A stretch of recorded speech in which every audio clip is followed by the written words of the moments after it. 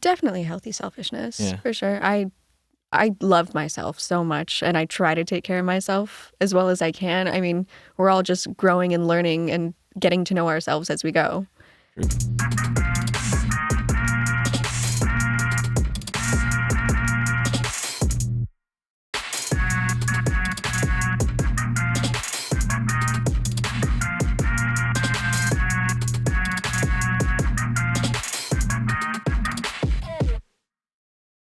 Hi, Sophie. Hey, Sophie Candolfi, you are a local musician here in Vancouver. I am. Nice. How long have you been playing for out here?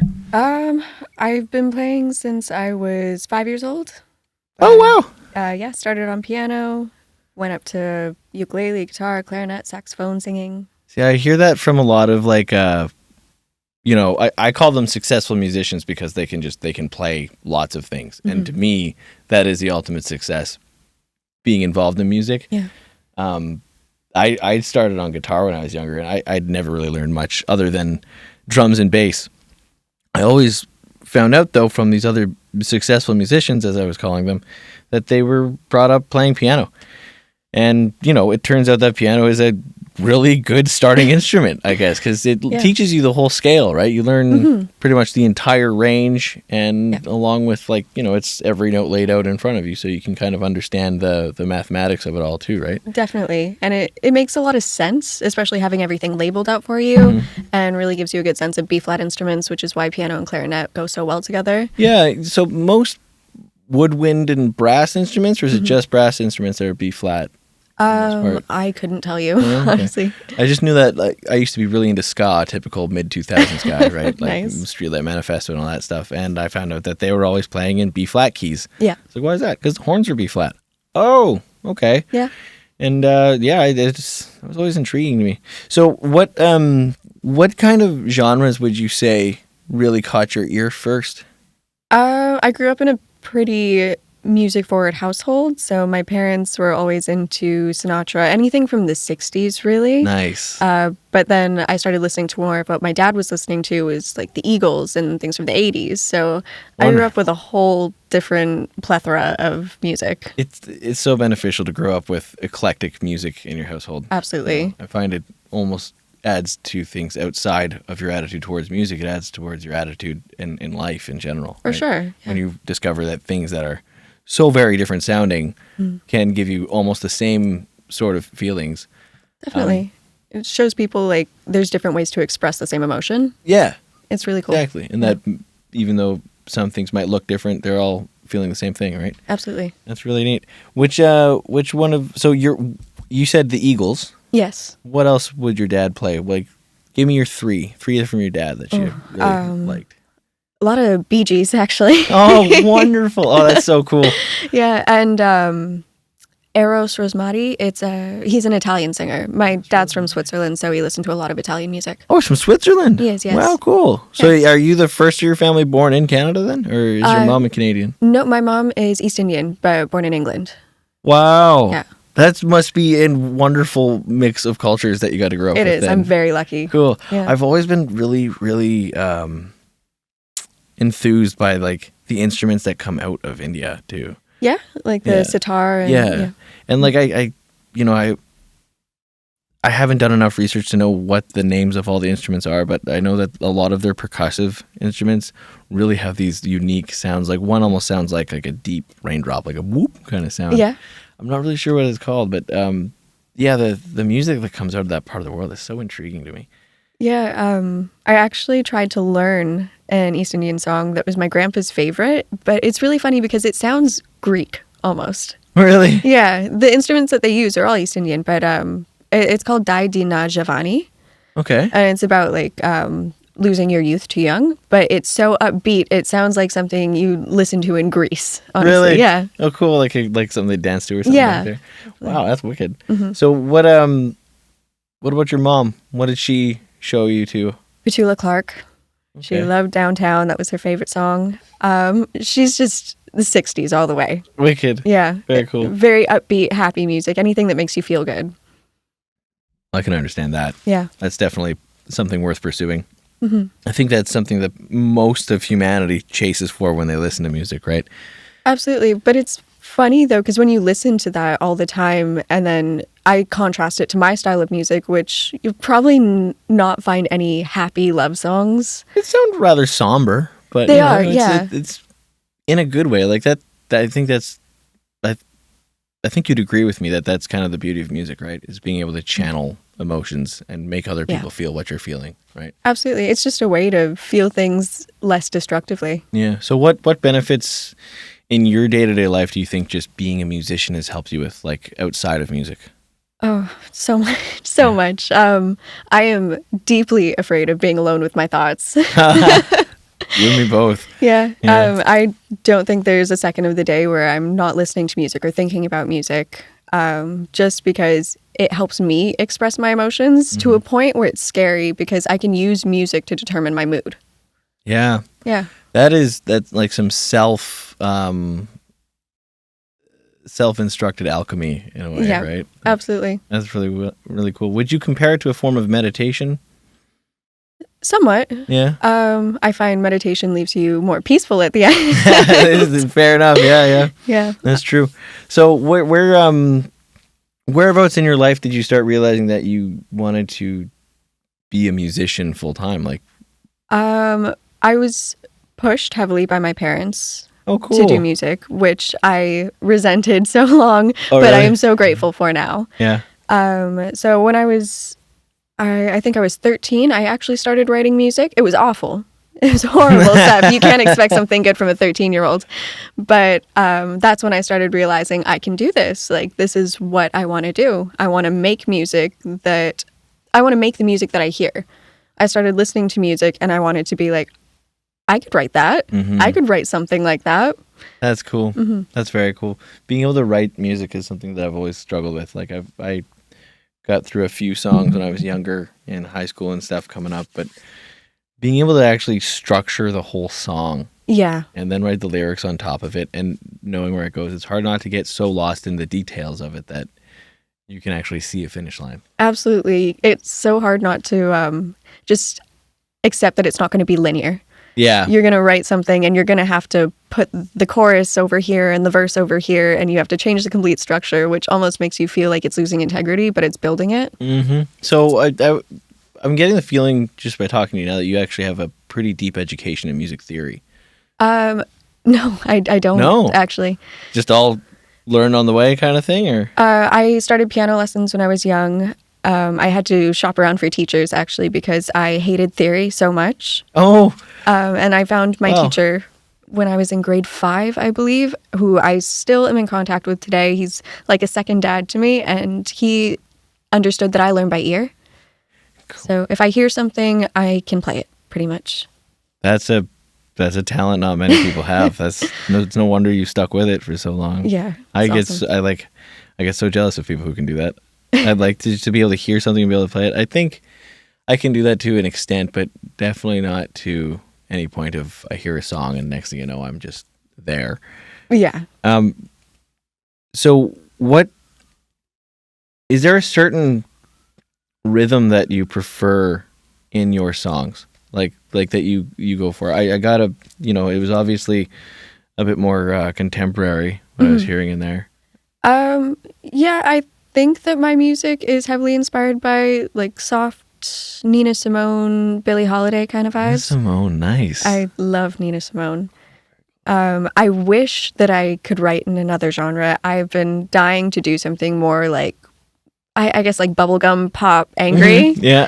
That's kind of what I want to try next. Cool. But I keep going back to the roots. Well, I mean, like it's obviously true to you, right? It is. It's what feels natural. Yeah, cool. And you just what feels natural seems to sound really good from what I've experienced in the short while that I've known you. Thank you.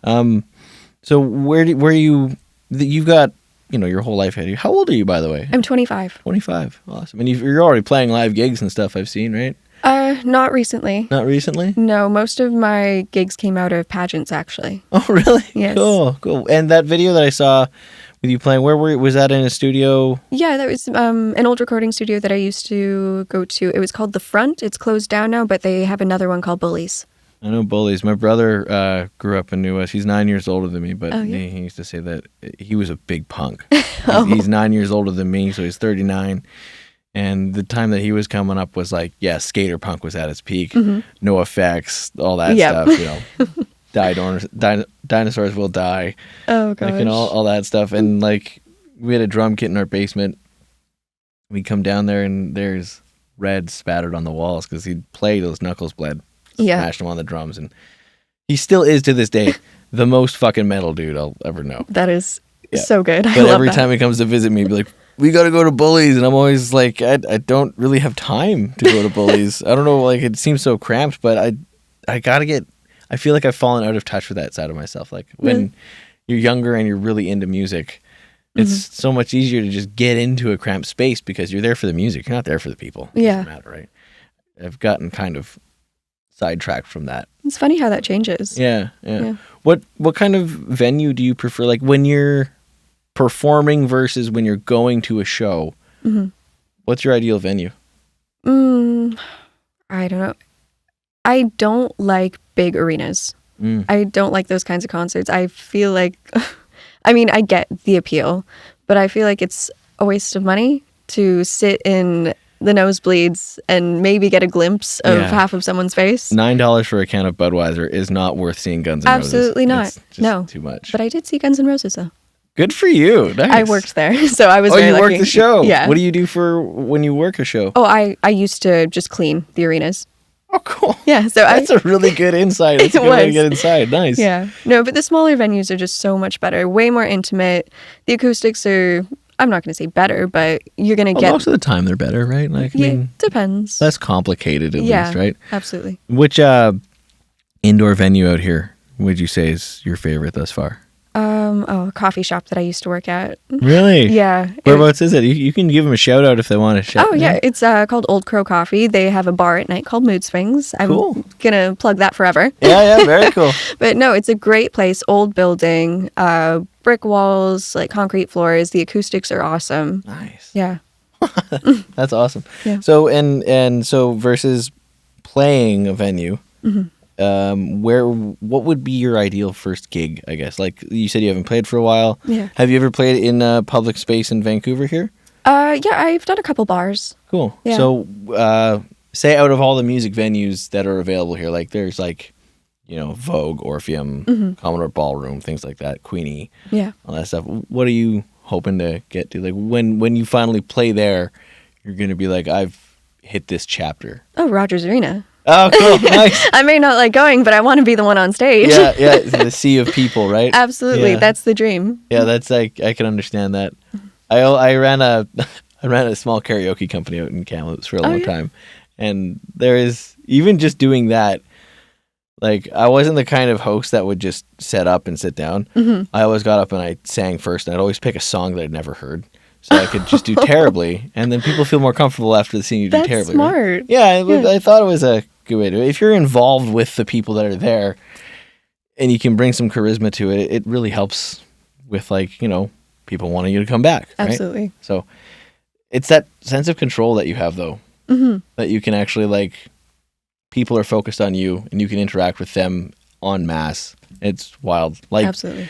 Freddie Mercury at the Live Aid's concert. Oh my right? gosh. Well, best performance. It's amazing. Best performance. He gets them all to do this entire vocal scale exercise with him, and I was just blown away. How many people were there? There was like 70,000 people or maybe more, something like that. Just a sea of people.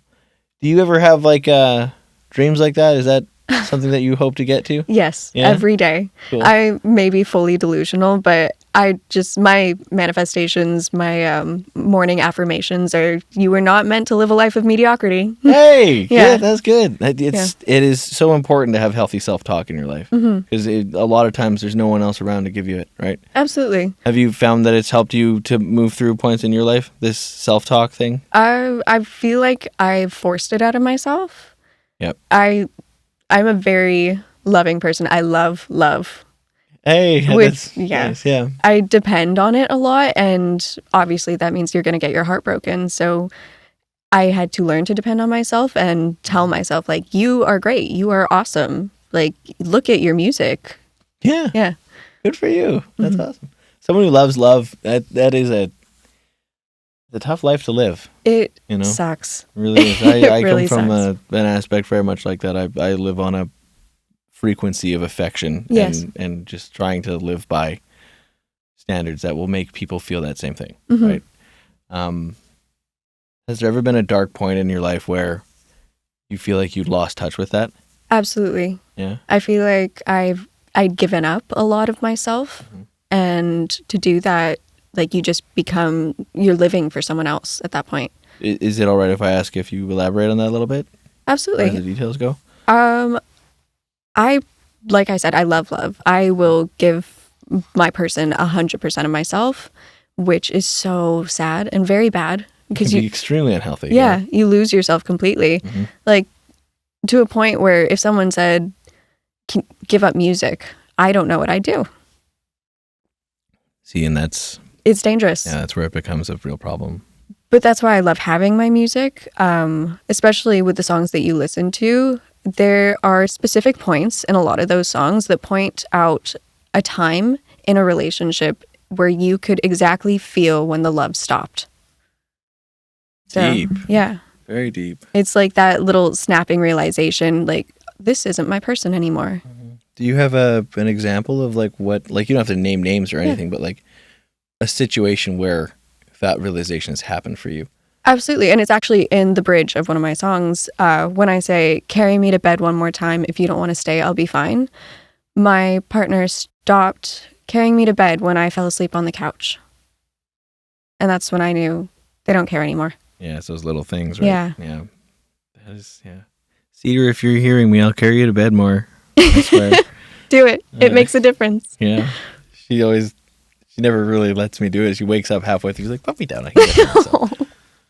It's the effort that matters, right? Yeah. So your music is obviously very much outspoken on love and heartbreak. Mm-hmm. If you were to need to channel a more positive aspect of it, do you think it would stay in the same sound that you're currently doing? You think you'd be able to achieve that sort of emotional impression on people with your music if you were to stay in the same kind of genre that you've been doing?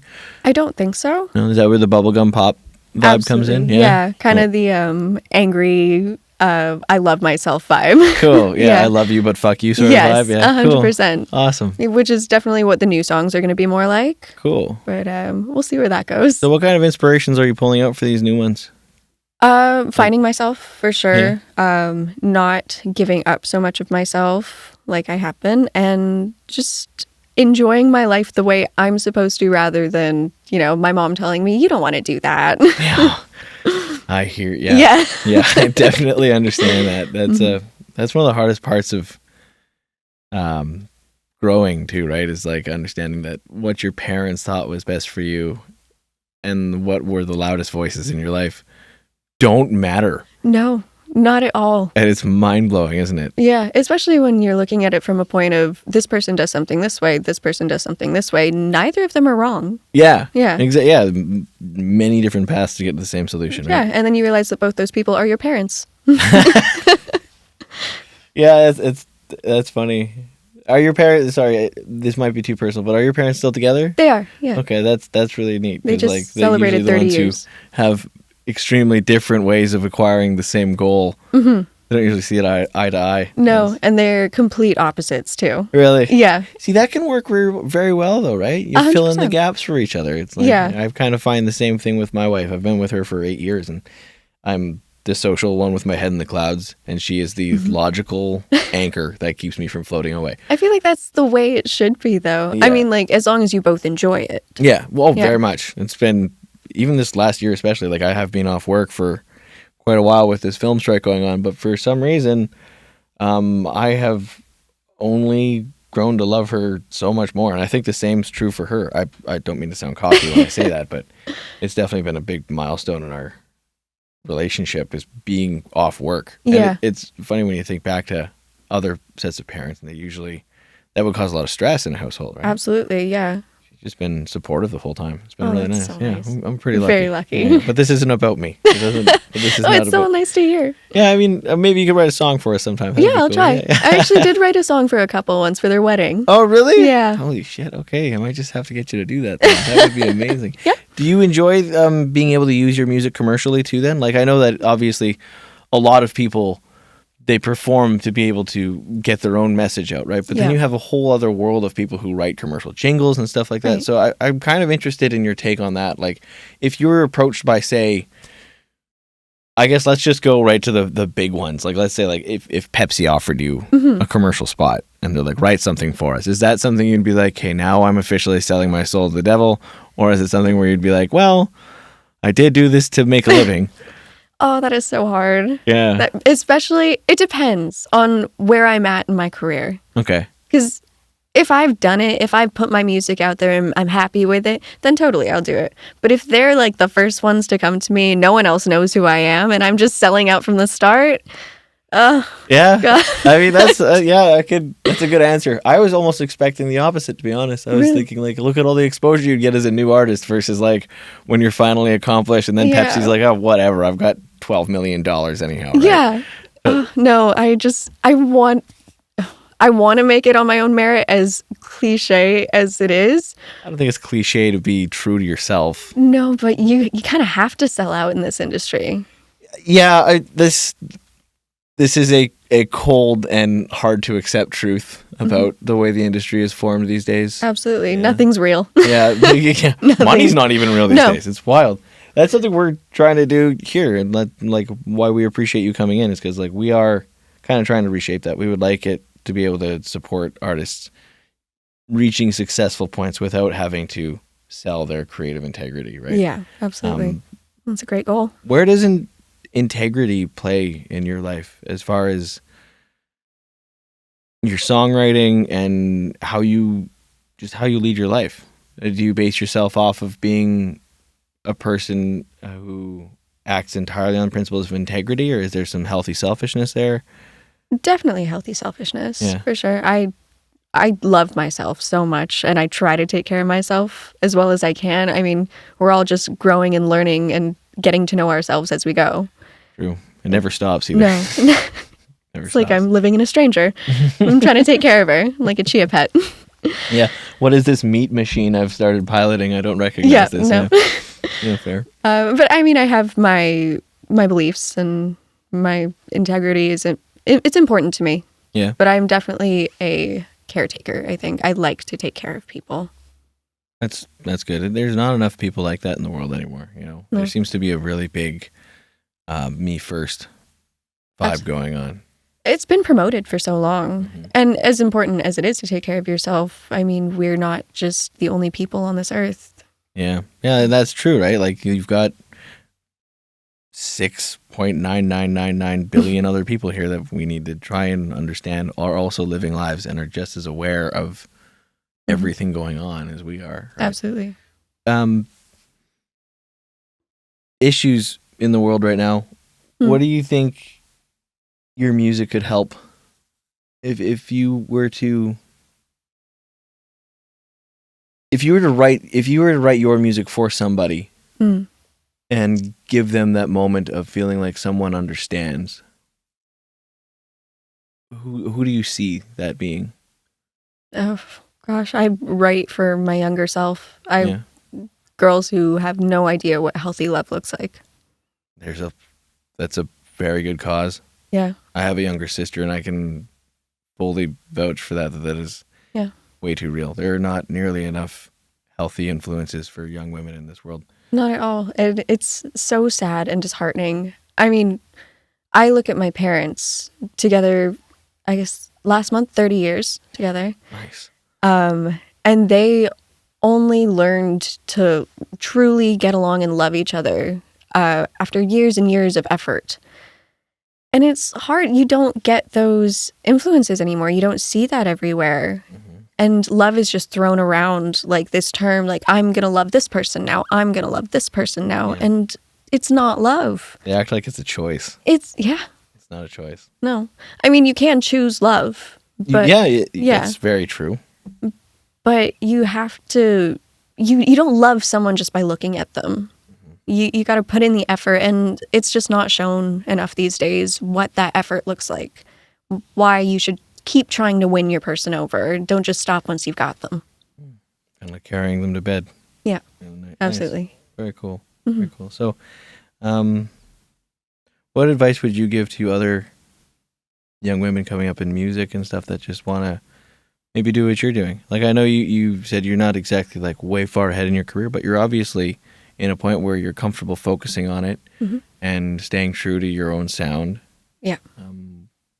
What would you tell a girl? Say there's a 12-year-old who just wants to play music and there's no one else who can reinforce that for her. Don't be afraid to say no. Yeah. You know, everyone's going to give you advice on how you should do things or what your music should sound like. Just say no. Do what you're doing. Enjoy it.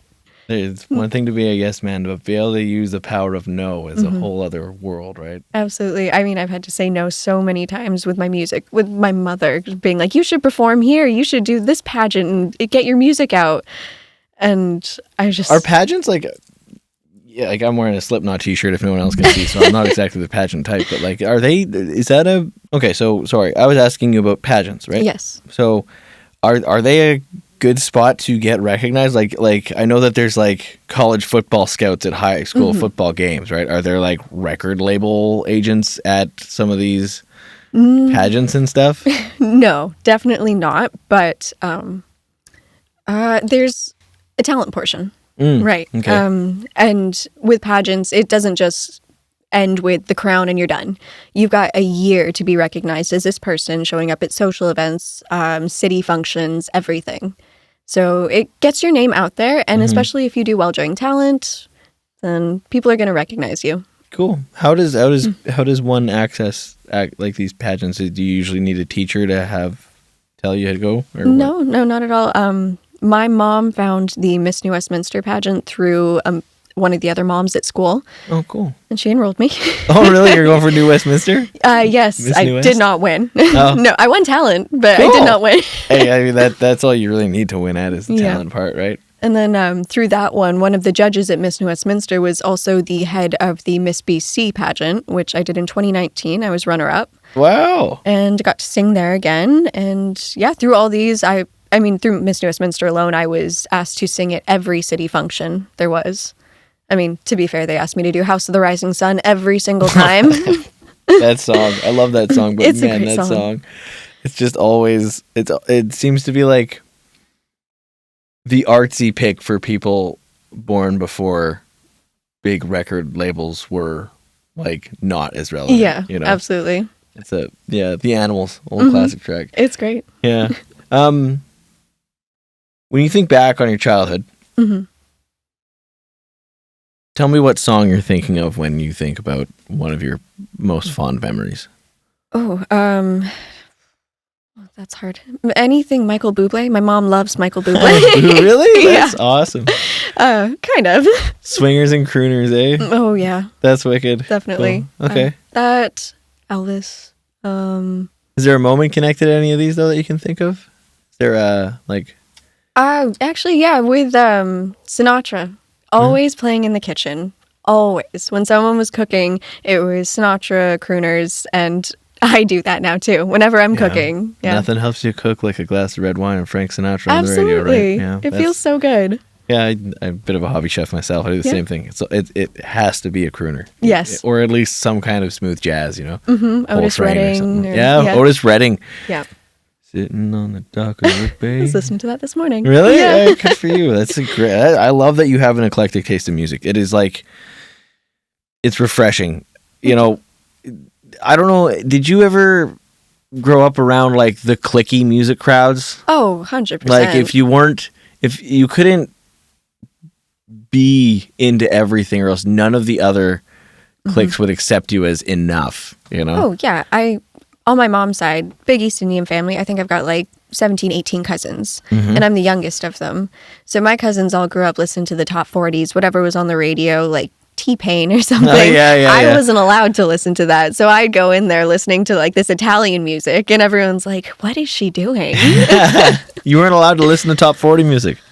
Yeah. No, I mean, if it swore in it or Oh, yeah. insinuated sex in any way, then my parents were just like, "You're too young." Yeah, It's fair not- enough. Fair enough. Yeah. How old were you when that rule was going on? That kept on going until I was like 13. Oh wow, yeah. I mean, 13's it's good enough. That makes sense. But I was so behind compared to everyone else. I had no idea what was going on. Who is Eminem and why does a candy have a record label deal? Absolutely. Yeah. When I found Rizzle Kicks, my life was changed. When you found Rizzle Kicks? Yeah. I don't even know if I know who that is. Really? What's Rizzle Kicks? They're like this group. They're just really feel good pop, hip hop. Oh, I'm gonna rap. have to check them out then. They're so good. I like some feel good pop Yeah. stuff like that. Nice. So what's when you picture a performer, right? Give me someone that is like, when you first saw them, you're like, that's a front man. That's the guy. That's the one who pulls the charisma. Jimi Hendrix. Oh, fucking A. I love probably my favorite artist of all time, Jimi Hendrix. Really? Yeah. That's incredible. Wow. You have a very old soul, I guess you'd say, as far as your musical taste goes. That's interesting because you said you're 25, right? Yes. Yeah, I guess. I mean, I'm only 5 years older than you, and I'm very into Hendrix too. But it's you don't often hear that, at least not in my experience. People bringing back the real, the real ones. Jimi Hendrix was So good. Yeah. I think the Bold as Love probably really opened up my eyes to my kind of songwriting. Yeah. Little Wing itself is just so gorgeously melancholy. All Along the Watchtower too. He just got some amazing songs. Yeah. He was part of that 27 Club, eh? Yep. I can't believe that's a thing. Is that I make jokes about that all the time. It's really bad. Yeah. Just make it past 27, Yeah. okay? And never buy a white Bic lighter. Okay. Oh, right. I forgot about that rule. Yeah. You're not left-handed, are you? No. Okay. You're like 75% past. You're good. Should be okay. Okay. Jimi Hendrix was someone who faced a lot of challenges, not just culturally, but like physically too, because I think they were saying, I read an article a while ago, and there were some people who examined Jimmy and his behaviors and just how he was, and it determined that he was somewhere on the autism spectrum.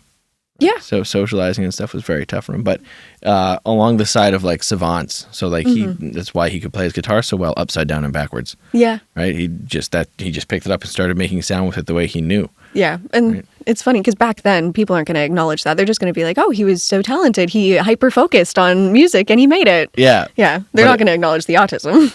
Which is so tragic because like it really would highlight just how diverse our brains can be and the benefits that can come from all of it. Right. Absolutely. What challenges have you faced coming up in this? Not much. I mean, I'm a white presenting female. Well, really. sure, but like, I mean, everyone faces issues, right? Like, have you had like moments where you felt like you were going to give up? People pushing against you? 100%. Yeah. All in love. Yeah. Like I all said, in love. I love love. It's so hard. Heartbreak sucks Yeah. so much, and I feel like it's so shallow that those are my biggest issues. I don't know. You could call it shallow, but it really depends on who's listening. Fair enough. If your heart is you, Yeah. your feelings, your and who you entrust those feelings to, it's huge. I mean, it might seem small to some people on like a grand scheme of things, but in your person and how you feel it, that is everything. Yeah. It's just the physical hurt, right? Yeah. Like a heartbreak actually hurts. Yeah. So much. And it's so hard to translate like how much it affects your life or how much it can affect your life if you let it. Yeah. And like the steps it takes to work through it. We can all choose this philosophy of life where we don't want to feel anymore, where how everything would be so much easier if it was mechanical, but as humans we can't do that. Yeah. Okay. That's very true. Even though it would be nice sometimes, right? just to push a shut it all button, off. and, like heartbreak doesn't exist anymore. Yeah. Like I just want to go numb, hit a switch, right? Yeah. I guess that's why people, get into substances and stuff these days, right? Yeah, we're all just looking for a filler. Would you say so? Music is obviously a therapeutic exercise for you, right? For sure. Have you found that it works better? Like, I guess it's a two-sided question. Is one, have you experienced any other methods of therapy in your life? And two, have you found that they work better than music? I mean, I've done real therapy. Yeah. That's not it. Not it for me. Yeah, not like music does for you. No. I mean, I can talk as much as I want, but it's not going to solve my problems. Yeah. And not the music will either. I mean, the best therapy I probably have is my cat. That's a good therapy, though. Yeah. Cats are nice. He's great. Yeah. I have something to live for. Like, I've got to take care of you. Yeah. There's, I don't know if you listen to much hip-hop music, but there's an artist known, his name is Aesop Rock. Mm-hmm. He's from Minnesota or whatever. He's got this song called Hey Kirby. Oh, no. He wrote it about his cat, right? And he's an incredibly metaphorical rapper. Mm-hmm. Very, very out there. Yeah. But there's this line in there, and it's like something or other, but he goes, it's an MD recommended sense of purpose. Oh my gosh, yeah. That's it. Got a look in his eye like he could be a lizard. Like this whole thing. It's a really neat track. I recommend it. It's fun to listen to. Oh, I love that. So with the ongoing theme, I guess, with your music and stuff being heartbreak, outside of your music, a song or musician that you would say is best at conveying that emotion? I'll say one too, but you go first. I really like Jessie Reyes. Jessie Reyes, okay. Yeah. Do you have a song title that I could check out later? It's not a heartbreak song, but her song Jeans really, really shows like the start of new love and like how good it feels. You fit better than a pair of jeans. That's the line. That's a great line. Right? Wow. Yeah. So, it blows my mind with lyrics. It just takes 6 syllables and you can just absolutely change someone's entire emotional state of being. Absolutely. Yeah, it's wild. That's very cool. For me, I'd probably... Do you listen to John Mayer? Oh, yeah. Yeah, so Gravity. God, I have a love-hate relationship with John Right? Mayer. I know, me too. But I do love Gravity. That's a great song. When my first girlfriend broke up with me in high school, I went and I laid in my dad. We have this little shack pool house outside of my pool. I was like 14 and I was so wannabe emotional boy. And I went into this pool house and I just put that track on repeat for an hour and just sobbed in this pool house. It was so freaking sad. It was funny. I totally listened to a John Mayer song through a breakup too. That's what his music is like. Is it? Like he's well, I guess not entirely, but some of those tracks, man, they hit heavy and what hard. Is that one though? I don't want to fall asleep with roses in my hand or something. Oh my god. Slow dancing in a burning room. Yeah. Oh my gosh. That one is also tearjerker. It is so bad. Yeah. Like it's good. Yeah, but it's like so teenage bad. Heartbreak. Yeah, for sure. Big time. He can play like crazy too. Oh, he's fantastic. Yeah, I just wish that he would stop talking about women so crudely. Yeah, I know. Yeah, he's pretty brutal that way. Yeah. That's American rock stars, right? Yeah. It's kind of. I guess if you've got the ego. God, does he ever do? Yeah. Right? I'm deserved, I guess, but. I mean, there's something about being humble that could go a very long way. I mean, like so much more attractive. Well, like Jack Johnson, for example, like he's huge. Yeah. Still plays in bars. Yeah. He'll still just go do random outdoor community gigs in Hawaii and stuff. Like I have a friend that absolutely despises Jack Johnson. No reason other than she's just like, oh, he's just that guy on the beach that whips out his ukulele and starts playing when no one. That is totally who he is. Yeah. Right? Yeah. He's the guy you're either gonna be like stunned by or be like, who the fuck is this? Yeah. Like, why is he out here? Like, why is the fedora out right now? Oh, you invited Jack? Great. That's great. I'll just put my boombox back in the car then, I don't need any of that. Cool. So, like, now that you're out here performing and, like, making a move and, you've been playing keyboard, you were saying mostly piano. Yeah. What other instruments are you like interested in like displaying? Because you can obviously play more than just the piano. So what do you plan to showcase in the future? I'm not sure I want to do it myself, but I would love to have more brass in my music. Cool. I recently saw Earth, Wind & Fire in concert. No, where'd you see them? What? They opened for Lionel Richie. You saw Lionel Richie too? Second time. Love of my life. Lionel Richie. Don't tell me they were here and I didn't know. Oh yeah. 3 weeks ago. God, are you kidding me? Best show best show. They still have the same energy, even though like a lot of their members are gone. Yeah, They had good energy. I bet. And Lionel Richie, holy shit. Oh, he's fantastic. Still amazing. Does he still look like Lionel Richie, I assume, right? Yes. Yeah. Still the love of my life. Still looks I like him. swear to God, that guy must be a vampire or something. Or the plastic surgery is really well for him. It is. Yeah, it must Yeah. be what it is.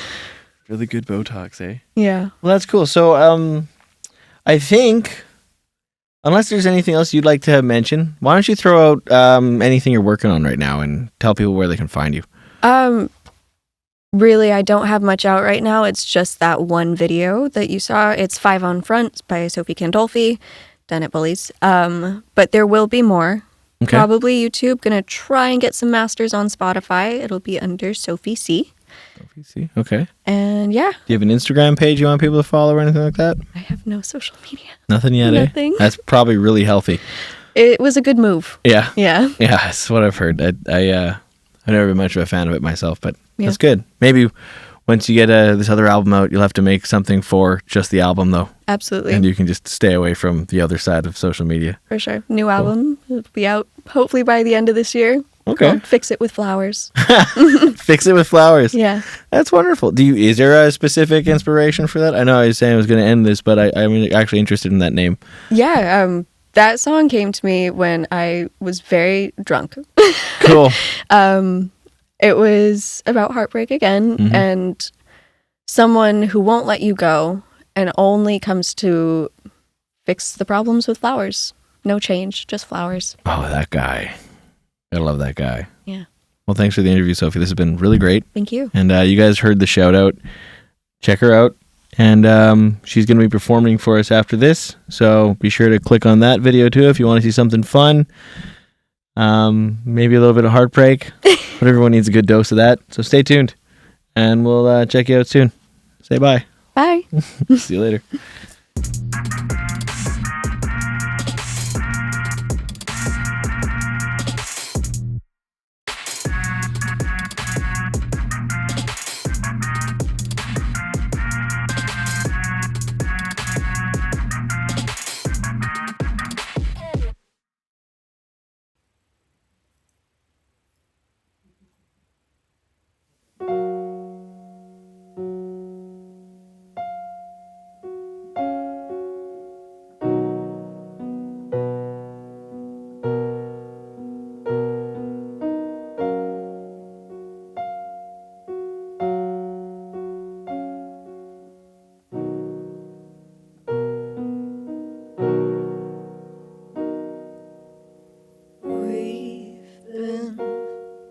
Saying goodnight way too early,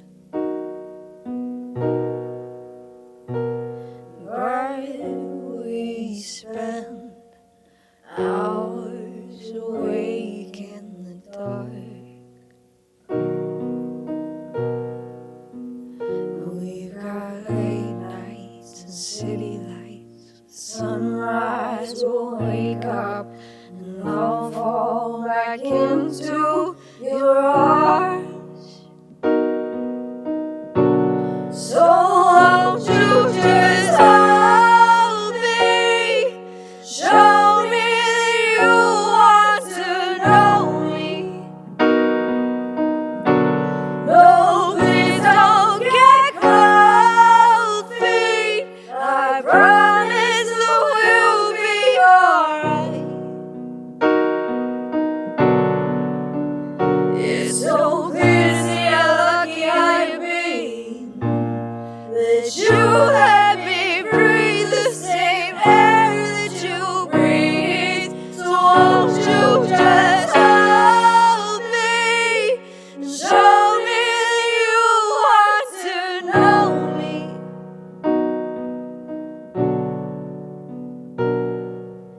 I'm still learning the courage of your voice. My body's yearning.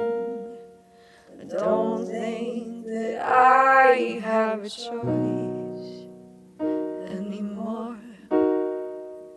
I know I'm self-aware, but when you're there,